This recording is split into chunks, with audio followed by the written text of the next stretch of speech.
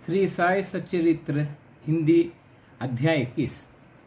Shri VH Thakur, Shri Anantrao पाठनकर और पंढरपुर के वकील की कथाएं। इस अध्याय में हेमंत पंत ने श्री विनायक हरिश्चंद्र ठाकुर BA, श्री अनंतराव पाठनकर पुणे निवासी तथा पंढरपुर के एक वकील की कथाओं का वर्णन किया है। ये सब कथाएं अति मनोरंजक हैं। यदि इनका सारांश मनन पूर्वक ग्रहण कर उन्हें आचरण में लाया जाए तो आध्यात्मिक पथ पर पाठकगण अवश्य अग्रसर होंगे। प्रारंभ। यह एक साधारण सा नियम है कि गत जन्मों के शुभ कर्मों के फलस्वरूप ही हमें संतों का सानिध्य और उनकी कृपा प्राप्त होती है। उदाहरणार्थ हेमंत पंत स्वयं अपने घटना प्रस्तुत करते हैं। वे अनेक वर्षों तक बम्बे के उपनगर बांद्रा के स्थानीय न्यायाधीश रहे। पीर मौलाना नामक एक मुस्लिम संत भी वहीं निवास करते थे। उनके दर्शनार्थ अनेक हिंदू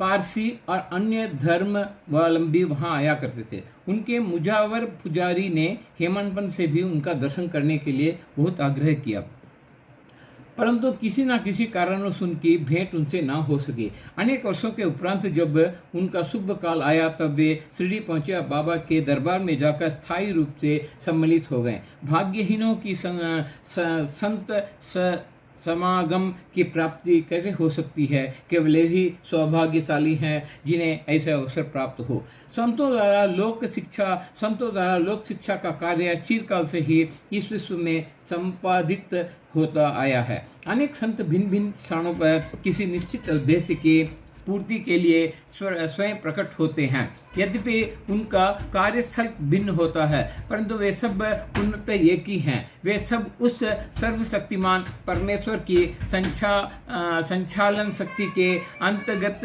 एक ही लहर में कार्य करते हैं। उन्हें प्रत्येक के कार्य का परस्पर ज्ञान होता है। आवश्यकता अनुसार वे परस्पर पूर्ति भी करते हैं, जो निम्नलिखित घटना द्वारा स्पष्ट है। Shri VH Thakur BA revenue विभाग में एक कर्मचारी थे। वे एक समय भूमि मापक दल के साथ कार्य करते हुए बेलगांव के समीप वडगांव नामक ग्राम में पहुंचे। वहां उन्हें एक कानड़ी संत पुरुष अप्पा के दर्शन कर उनकी चरण वंदना की। वे अपने भक्तों को निश्चल दासकृत विचार सागर नामक ग्रंथ, जो वेदांत के विषय में है, का भावार्थ समझा रहे थे। जब श्री ठाकुर उनसे विदाई लेने लगे तो उन्होंने कहा, तुम्हें इस ग्रंथ का अध्ययन अवश्य करना चाहिए। ऐसे करने से तुम्हारी इच्छाएं पूर्ण हो जाएगी तथा जब कालांतर में तुम उत्तर दिशा में जाओगे तो सौभाग्यवश तुम्हारी एक महान संत से भेंट होगी, जो मार्ग प्रदर्शन पर तुम्हारे हृदय को शांति और सुख प्रदान करेंगे। बाद में उनका स्थानांतरण जुन्नर को हो गया, जहाँ की नाने घाट पार कर के जाना पड़ता था। यह घाट अधिक गहरा और पार करने में कठिन था, इसलिए उन्हें भैंस की सवारी कर घाट पार करना पड़ा, जो उन्हें अधिक असुविधाजनक तथा कष्टकर प्रतीत हुआ। इसके पश्चात उनका स्थानांतरण कल्याण में एक उच्च पद पर हो गया और वहाँ उनका नाना साहिब चंदोरकर से परिचय हुआ। उनके द्वारा उन्हें श्री साई बाबा के संबंध में बहुत कुछ ज्ञात हुआ और उनके दर्शन की तीव्र उत्कंठा हुई। दूसरे दिन ही नाना साहेब शिरडी को प्रस्थान कर रहे थे। उन्होंने श्री ठाकुर से भी अपने साथ चलने का आग्रह किया। ठाणे के दीवानी न्यायालय में एक मुकदमे के संबंध में उनकी उपस्थिति आवश्यक होने के कारण वे उनके साथ ना जा सके। इस कारण नाना साहब अकेले ही रवाना हो गए। थाने पहुंचने पर मुकदमे की तारीख आगे के लिए बढ़ गई, इसलिए उन्हें नाना साहब का साथ ना देने पर पश्चाताप हुआ। फिर वे शिरडी पहुंचे, तब वहां उन्हें ज्ञात हुआ कि नाना साहब पिछले दिन ही वहां से चले गए थे। वे अपने कुछ मित्रों के साथ जो उन्हें वहीं मिल गए थे, श्री साई बाबा के दर्शन को गए। उन्होंने बाबा के दर्शन के लिए और उनके चरण कमलों की आराधना का अत्यंत हर्षित हुए। उन्हें रोमांच हो आया और उनकी आंखों से अश्रुधाएं प्रभावित होने लगी। त्रिकालदर्शी बाबा ने उनसे कहा, इस स्थान का मार्ग इतना सुगम नहीं जितना कि कांडी संत अप्पा के उपदेश या नाने घाट पर भैंस की सवारी थी। आध्यात्मिक पथ पर चलने के लिए तुम्हें घोर परिश्रम करना पड़ेगा, क्योंकि वह अत्यंत कठिन पथ है। जब श्री ठाकुर ने सार गर्भित शब्द सुने, उनका अर्थ उनके अतिरिक्त और कोई ना जानता था, तो उनके हर्ष का पारावार ना रहा। उन्हें कांडी संत के वचनों के स्मृति हो आई। तब उन्होंने दोनों हाथ जोड़कर बाबा के चरणों पर अपना मस्तक रखा और उनसे प्रार्थना की कि प्रभु मुझ पर कृपा करो और इस अनाथ को अपने चरण कमलों की शीतल छाया में स्थान दो। जब बाबा बोले, जो कुछ अप्पा ने कहा वह सत्य है, उसका अभ्यास कर उसके अनुसार ही तुम्हें आचरण करना चाहिए। निरंतर बैठने से कुछ लाभ ना होगा। जो कुछ तुम पठन करते हो उसको आचरण में भी लाओ, अन्यथा उसका उपयोग ही किया है। गुरु कृपा के बिना ग्रंथावलोकन तथा आत्मानुभूति निरर्थक की है। श्री ठाकुर ने अभी तक केवल विचार सागर ग्रंथ में सौंदर्यिक प्रकरण ही पढ़ा था, परंतु उसके प्रत्यक्ष व्यवहार प्रणाली तो उन्हें शिरडी में ही ज्ञात हो गई। एक दूसरी कथा भी सत्य और अधिक सशक्त प्रमाण है। श्री अनंतराव पाठनकर पूना के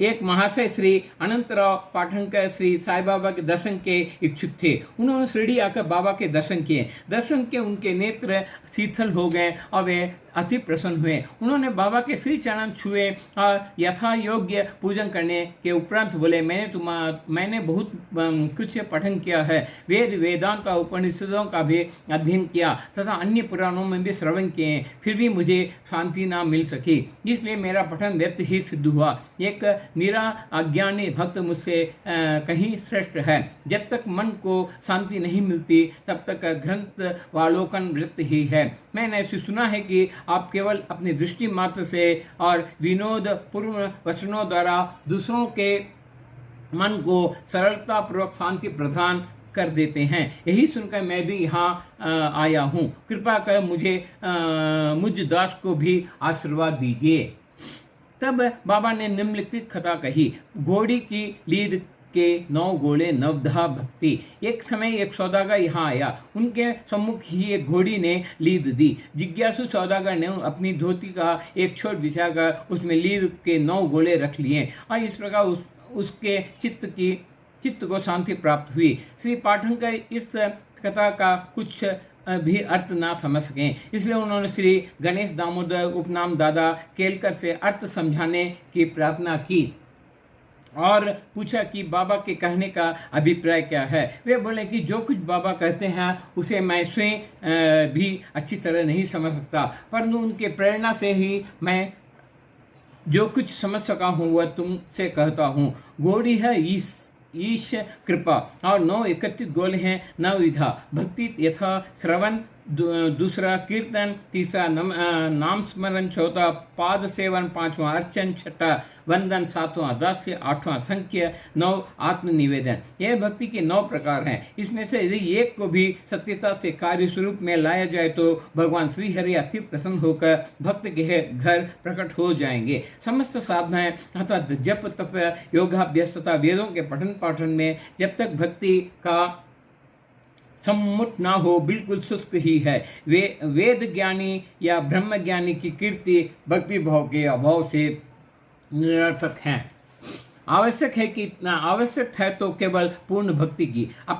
अपने को भी उसी सौदागर के समान ही जानकर व्यग्रता तथा उत्सुकता पूर्वक सत्य को खोज कर 9 प्रकार की भक्ति को प्राप्त करो, तब कहीं तुम्हें दृढ़ता तथा मानसिक शांति प्राप्त होगी। दूसरे दिन जब श्री पाठनकर बाबा को प्रणाम करने गए तो बाबा ने पूछा कि क्या तुमने लीद के 9 गोले एकत्रित किए?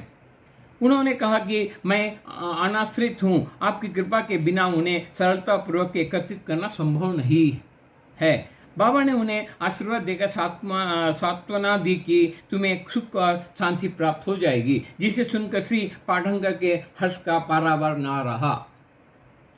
पंढरपुर के वकील भक्तों के दोष दूर कर उन्हें उचित पथ पर ला देने की बाबा की त्रिकालिकता की एक छोटी सी कथा का वर्णन कर इस अध्याय को समाप्त करेंगे। एक समय पंढरपुर से एक वकील शिरडी आए। उन्होंने बाबा के दर्शन का उन्हें प्रणाम किया तथा कुछ दक्षिणा भेंट दे गए कि कोनों में भेंट वार्तालाप सुनने लगे। बाबा उनकी ओर देख कर कहने लगे कि लोग कितना धूर्त है जो यहाँ आकर चरणों पर गिरते हैं और दक्षिणा देते हैं, परंतु पीछा निंदा करते हैं। कितना आश्चर्य की बात है ना। यह पगड़ी वकील के सिर पर बैठी बैठी उन्हें उसे पहननी पड़ी। कोई भी इस शब्दों का अर्थ ना समझ सका, परंतु वकील साहब इसका गूढ़ार्थ समझ गए। फिर भी वे सिर झुकाकर बैठे ही रहे। बाड़े लौटकर वकील साहब ने काका साहेब दीक्षित को बतलाया कि बाबा ने जो कुछ उदाहरण दिया है वह मेरी ही वो लक्ष्य कर कहा गया है, वह सत्य है। वह केवल चेतावनी ही थी कि मुझे किसी की निंदा नहीं करनी चाहिए। एक समय जब उपन्याधीश श्री नूलकर स्वास्थ्य लाभ करने के लिए पंढरपुर से शिरडी आकर पहले तो बाथरूम में उनके संबंध में चर्चा हो रही थी। विवाद का विषय था कि जिस व्याधि से उपन्याधीश अवस्थ हैं, क्या बिना औषधि सेवन किए केवल साईं बाबा की शरण में जाने से ही उससे छुटकारा पाना संभव है? और क्या श्री नूलकर सदृश एक शिक्षित व्यक्ति को इस मार्ग का अवलंबन करना उचित है? उस समय श्री नूलकर का और साथ ही साथ साईं बाबा का भी बहुत उपहास किया गया। मैंने भी इस आलोचना में हाथ बटाए थे। श्री साहिबा ने मेरे उसी दूषित आचरण पर प्रकाश डाला था। यह मेरे लिए उपहास नहीं वरन एक उपकार है, जो केवल उपदेश है कि मुझे किसी की निंदा ना करनी चाहिए और न ही दूसरों के कार्यों में विघ्न डालना चाहिए। शिरडी या पंढरपुर में लगभग 300 मील का अंतर है। फिर भी बाबा ने अपनी सर्वज्ञता द्वारा जान लिए कि बातुन में क्या चल रहा था। मार्ग में आने वाली नदियां, जंगल और पहाड़ उनकी सर्वज्ञता के लिए रोड़ा ना थे। वे सबसे हृदय की गुहा बात जान लेते थे और उनसे कुछ छुपा ना था। समीपस्थ या दूरस्थ प्रत्येक वस्तु उनके लिए दिन के प्रकाश के समान जाज्वल्यमान थी तथा उनकी सर्वव्यापक दृष्टि से उज्ज्वल न थी। इस घटना से वकील साहब को शिक्षा मिली कि कभी किसी का छिद्रान्वेष एवं निंदा नहीं करनी चाहिए। यह कथा केवल वकील साहब के लिए नहीं वरन सबके लिए शिक्षाप्रद है। श्री साईं बाबा की महानता कोई ना आंक सका और न ही उनकी अद्भुत लीलाओं का अंत ही पा सका। उनकी जीवनी भी तद्नुरूप ही है, क्योंकि वे परब्रह्म स्वरूप हैं। श्री सद्गुरु साईनाथ प्रणमस्तु। शुभ भवतु। इति अध्याय 21 समाप्त। अध्याय 22 सर्प विस्मय से रक्षा। श्री बाल साहेब मीरीकर, श्री बापू साहेब बूटी, श्री अमीर सखर, श्री हेमंत पंत बाबा के विचार। बाबा की सर्प मारने पर सलाह। श्री साईं बाबा का ध्यान कैसे किया जाए? एक उस सर्वशक्तिमान की प्रकृति अगाध है जिसका वर्णन करने में वेद सहस्त्रमुखी शेष नाग भी अपने को असमर्थ पाते हैं। भक्तों की रुचि स्वरूप वर्णन से नहीं, उनकी तो दृढ़ धारणा है कि आनंद की प्राप्ति केवल उनके श्री चरणों से ही संभव है। उनके चरण कमलों के ध्यान के अतिरिक्त उन्हें अपने जीवन के सर्वोच्च लक्ष्य की प्राप्ति का अन्य मार्ग विदित ही नहीं। हेमंत पंत भक्ति या ध्यान का जो एक अति सरल मार्ग सुझाते हैं वह है कृष्ण पक्ष के आरंभ में होने पर चंद्रकलाएं तो दिन प्रतिदिन घटती जाती है तथा उनका प्रकाश भी क्रमशः क्षीण होता जाता है और अंत में अमावस्या के दिन चंद्रमा के पूर्ण विलीन रहने पर चारों ओर निशा का भयंकर अंधेरा छा जाता है। परंतु जब शुक्ल पक्ष का प्रारंभ होता है तो लोग चंद्र दर्शन के लिए अति उत्सुक हो जाते हैं। इसके बाद द्वितीय को जब चंद्र अधिक स्पष्ट नहीं होता तब लोगों को वृक्ष की दो शाखाओं के बीच से चंद्र दर्शन के लिए कहा जाता है और जब इन शाखाओं के बीच उत्सुकता और ध्यानपूर्वक देखने का प्रयत्न किया जाता है तो दूर क्षितिज तो छोटी सी चंद्र रेखा के दृष्टिगोचर होते ही मन अति प्रफुल्लित हो जाता है। उसी सिद्धांत का अनुमोदन करते हुए हमें बाबा के श्री दर्शन का भी प्रयत्न करना चाहिए। बाबा के चित्र की ओर देखो, कितना सुंदर है। वे पैर मोड़ कर बैठे हैं और दाहिने पैर बाएं घुटनों पर रखा गया है। बाएं हाथ की उंगलियां दाहिना चरण पर फैली हुई है। दाहिने पैर के अंगूठे पर तर्जनी और मध्यमा का उंगलियां फैली हुई है। इस आकृति से बाबा समझ रहे हैं कि यदि तुम्हें मेरे आध्यात्मिक दर्शन करने की इच्छा हो तो अभिमान शून्य और विनम्र होकर उक्त दो उंगलियों के बीच वे मेरे चरण के अंगूठे का ध्यान करो, तब कहीं तुम उस सत्य स्वरूप का दर्शन करने में सफल हो सकोगे। भक्ति प्राप्त करने का यह सबसे सुगम पंथ है। अब एक क्षण श्री साईं बाबा की जीवनी का अवलोकन करें। साईं बाबा के वाद से ही शिरडी तीर्थ स्थल बन गया है। चारों ओर से लोगों की भीड़ वहां प्रतिदिन बढ़ने लगी तथा धनी या निर्धन सभी को किसी न किसी रूप में लाभ पहुंच रहा है। बाबा के असीम प्रेम, उनके अद्भुत ज्ञान भंडार और सर्वव्यापकता का वर्णन करने की सामर्थ्य किसे है। धन्य तो वही है जिसे कुछ अनुभव हो चुका है।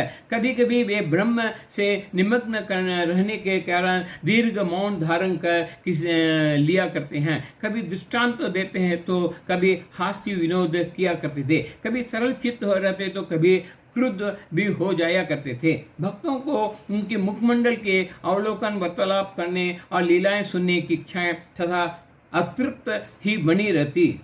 फिर भी हम फूले न समाते थे। जल वृष्टि के कणों के गणना की जा सकती है। वायु भी चर्म की थैली में संचित किया जा सकता है, परंतु बाबा की लीलाओं का कोई भी अंत ना पा सकता। जब उन लीलाओं में से एक लीला का यहाँ दर्शन करें। भक्तों के संकटों के घटित होने के पूर्व बाबा उपयुक्त अवसर पर किस प्रकार उनकी रक्षा किया करते हैं। श्री बाला साहेब मीरकर, जो सरदार काका साहेब के सुपुत्र तथा कोपरगांव के मामलदार थे, एक बार दौरे पर चितली जा रहे थे। तभी मार्ग में वे साहिबा के दर्शनार्थ शिरडी पधारे। उन्होंने मस्जिद में जाकर बाबा की चरण वंदना की और सदैव की भांति स्वास्थ्य तथा अन्य विषयों पर चर्चा की। बाबा ने चेतावनी देकर कहा कि जहां तुम बैठे हो वहीं द्वारका माई है। जो उसकी गोद में बैठता है वह अपने बच्चों के समस्त दुखों और कठिनाइयों को दूर कर देती है। ये मस्जिद माई परम दयालु हैं।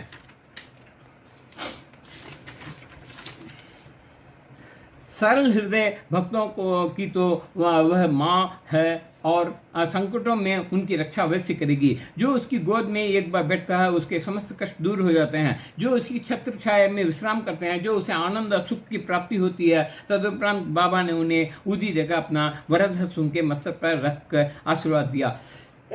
जब श्री बाला साहेब जाने के लिए उठ खड़े हुए तो बाबा बोले कि क्या तुम लंबे बाबा अर्थात सर्प से परिचित हो? और अपनी बाईं मुट्ठी बंद कर उसे दाहिने हाथ की कुहनी के पास ले जाकर दाहिने हाथ को सांप के सदृश हिलाकर बोले कि अति भयंकर है, परंतु द्वारका माई के लालों का वह कर ही क्या सकता है।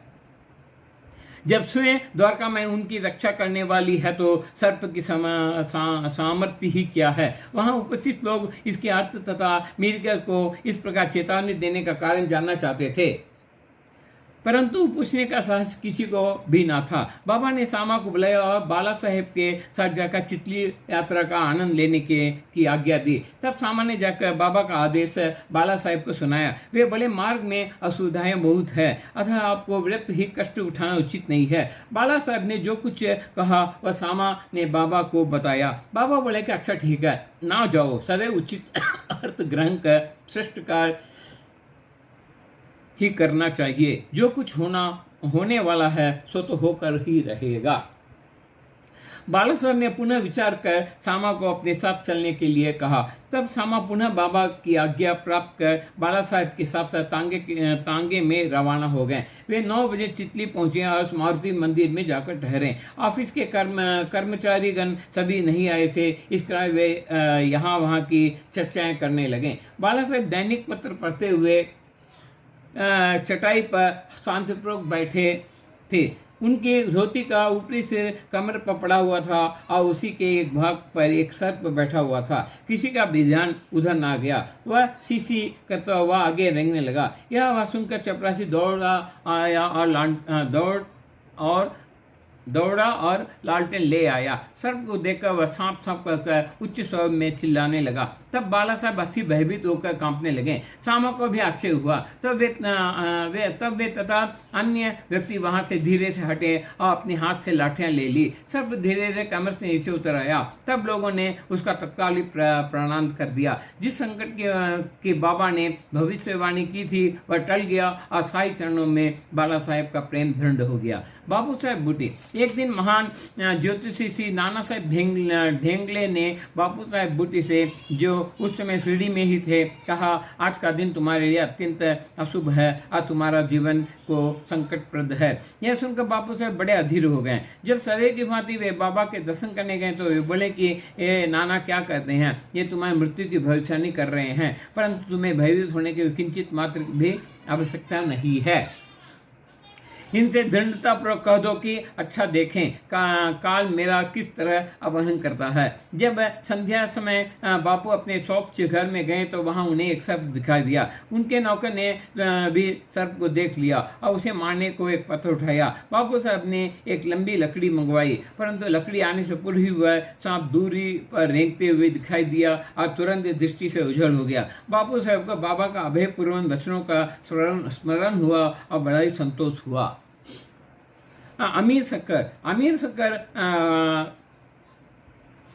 कोहाले गांव का निवासी थे। वे कोपरगांव तालुक में थे। वह जाति का कसाई था और भांडरा में दलाली का धंधा किया करता था। वह प्रसिद्ध व्यक्तियों में से एक था। एक बार वह घटिया रोग से अधिक कष्ट पा रहा था। जब उसे खुद की स्मृति आई तब काम धंधा छोड़कर वह शिरडी आया और बाबा से रोग निवृत्ति की प्रार्थना करने लगा। तब बाबा ने उसे चावड़ी में रहने की आज्ञा दी। चावड़ी उस समय एक अस्वास्थ्यकारक स्थान होने के कारण इस प्रकार के रोगियों के लिए सर्वतः अयोग्य थी। गांव का अन्य कोई भी स्थान उसके लिए बेहतर होता, परंतु बाबा के शब्द तो निर्णयात्मक तथा मुख्य औषधि स्वरूप थे। बाबा ने उसे मस्जिद में ना आने दिया और चावड़ी में ही रहने की आज्ञा दी। वहां उसे बहुत लाभ हुआ। बाबा प्रातः और सायंकाल चावड़ी से निकलते तो थे तथा एक दिन के अंतर से जुलूस के साथ वहां आते और वहीं विश्राम किया करते थे। इसलिए आमिर को बाबा का सानिध्य सरलता पूर्वक प्राप्त हो जाया करता था। आमिर वहां पूरे 9 मास रहा। जब किसी अन्य कारणवश उसका मन उस स्थान से ऊपर गया तब रात्रि में वह चोरी से उस स्थान को छोड़कर कोपरगांव की धर्मशाला में जा ठहरा। वहां पहुंचकर उसने वहां एक फकीर को मरते हुए देखा जो पानी मांग रहा था। आमिर ने उसे पानी दिया, जिसे पीते ही उसका देहांत हो गया। अब आमिर किंकृत्य विमूढ़ हो गया। उसे विचार है कि अधिकारियों को इसकी सूचना दे तो मैं ही मृत्यु के लिए उत्तरदायी ठहराया जाऊंगा और प्रथम सूचना पहुंचने के नाते मुझे अवश्य इस विषय की अधिक जानकारी होगी। सबसे प्रथम मैं ही पकड़ा जाऊंगा। तब बिना आज्ञा शिरडी छोड़ने की उतवाली पर उसे बड़ा पश्चाताप हुआ। उसने बाबा से मन ही मन प्रार्थना की और शिरडी लौटने का निश्चय कर उसी रात्रि बाबा का नाम लेते हुए पाँव फटने से पूर्व ही शिरडी वापस पहुंचकर चिंता मुक्त हो गया। फिर वह चावड़ी में बाबा की इच्छा और आज्ञानुसार ही रहने लगा और शीघ्र ही रोग मुक्त हो गया। एक समय ऐसा हुआ कि अर्धरात्रि को बाबा ने जोर से पुकारा कि ओ अब्दुल, कोई दुष्ट प्राणी मेरे बिस्तर पर चल रहा है। अब्दुल ने लालटेन लेकर बाबा का बिस्तर देखा, परंतु वहां कुछ भी ना दिखा। बाबा ने ध्यानपूर्वक सारे स्थान का निरीक्षण करने को कहा और वे अपना चक्का भी जमीन पर पटकने लगे। बाबा की यह लीला देखकर अमीन ने सोचा कि हो सकता है कि बाबा को किसी सांप के आने की शंका हुई हो। दीर्घ काल तक बाबा की संगति में रहने के कारण आमिर को उनके शब्दों और कार्यों का अर्थ समझ में आ गया था। उन्होंने अपने बिस्तर के पास कुछ रेंगते हुए देखा। तब उन्होंने अब्दुल से बत्ती मंगाई और एक सांप को कुंडली मारे हुए वहां बैठा देखा जो अपना फन हिला रहा था। फिर वह सांप तुरंत ही मार डाला गया। इस प्रकार बाबा ने सामयिक सूचना देकर आमिर के प्राणों की रक्षा की। हेमंतपंत, भिक्षु और सांप। एक बाबा के आज्ञानुसार काका साहब दीक्षित श्री एकनाथ महाराज के 2 ग्रंथों भागवत और भावार्थ रामायण का नित्य पारायण किया करते थे। एक समय जब रामायण का पाठ हो रहा था तब श्री हेमंतपंत भी श्रोताओं में सम्मिलित थे। अपनी माँ के आदेशानुसार किस प्रकार हनुमान ने श्री राम की महानता की परीक्षा ली, यह प्रसंग चल रहा था। सब श्रोता जन मंत्र मुग्ध हो रहे थे तथा हेमंतपंत को भी वही स्थिति थी। पता नहीं कहाँ से एक बड़ा भिक्षु उनके ऊपर आ गिरा और उनके दाहिने कंधे पर बैठ गया, जिसका उन्हें कोई भान तक न था। ईश्वर को श्रोताओं की रक्षा स्वयं करनी पड़ती है। अचानक ही उनकी दृष्टि कंधे पर पड़ गई। उन्होंने उस भिक्षु को देख लिया। वह मृत प्राय सा प्रतीत हो रहा था, मानो वह भी कथा के आनंद में तल्लीन हो। हरी इच्छा जानकर उन्होंने श्रोताओं में बिना विघ्न डाले उसे अपनी धोती के दोनों सिरे मिलाकर उसमें लपेट लिया और दूर ले जाकर बगीचे में छोड़ दिया। एक अन्य अवसर पर संध्या समय काका साहेब बाड़े के ऊपरी खंड में बैठे हुए थे। तभी एक सांप खिड़की की चौखट के एक छिद्र में से भीतर घुस आया और कुंडली मारकर बैठ गया। बत्ती लाने पर पहले तो वह थोड़ा चमका, फिर वहीं चुपचाप बैठा रहा, अपना फन हिलाने लगा। बहुत से लोग छड़ी और डंडे लेकर वहां दौड़े, परंतु वह एक ऐसे सुरक्षित स्थान पर बैठा था जहां उस पर किसी का प्रहार का कोई भी असर ना पड़ता था। लोगों का शोर सुनकर वह शीघ्र ही उसी छिद्र में से अदृश्य हो गया। तब कहीं सब लोगों की जान में जान आई।